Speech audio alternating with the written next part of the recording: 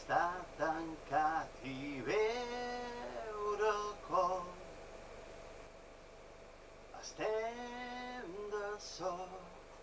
Ara plou, podré estar tancat i veure com i estar sol i abusar del cos.